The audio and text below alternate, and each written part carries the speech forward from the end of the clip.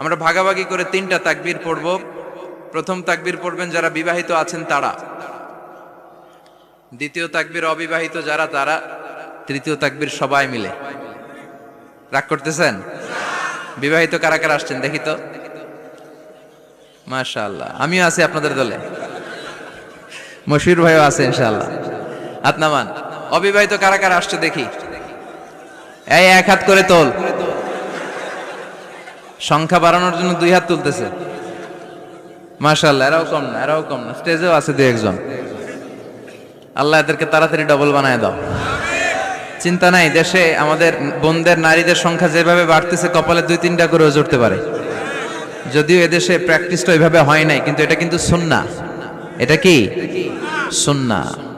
তো আমরা প্রথমে তাকবীর পড়ব যারা বিবাহিত আসছি তারা, এরপরে তাকবীর পড়ব যারা অবিবাহিত আসছি তারা, এরপরে সবাই মিলে। তো আমি লিল্লাহি তাকবীর বললে আপনারা শুরুতে যারা বিবাহিত ভাইয়েরা আছেন তারা তাকবীর পড়বেন। এটার উদ্দেশ্য হচ্ছে আপনাদেরকে একটু প্রাণবন্ত করে তোলা, আপনাদের ঝিমুনি আসলে, জড়তা আসলে, কাপুরুষতা এগুলো ঝেড়ে ফেলে দিয়ে যাতে কোরআন শোনার জন্য আমরা রেডি হয়ে যাই। শুরুতে বিবাহিত ভাইরা রেডি তো? কাদের পারফরমেন্স কেমন হয় আজকে দেখবেন। শুরুতে বিবাহিতদের পারফরমেন্স, আমি লিল্লাহি তাকবীর বললে আল্লাহু আকবার বলা যাবে? শুরুতে আমার বিবাহিত ভাইরা পড়েন লিল্লাহি তাকবীর।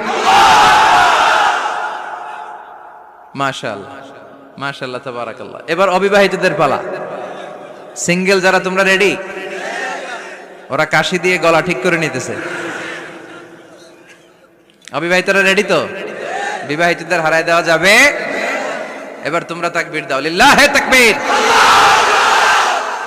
ওরে আল্লাহ, দেখাই দিছে একেবারে। মাশাআল্লাহ, তাবারাকাল্লাহ। এবার সবাই মিলে 3টা তাকবীর পড়বো। পারা যাবে মুসলমান? লিল্লাহি তাকবীর, লিল্লাহি তাকবীর, লিল্লাহি তাকবীর।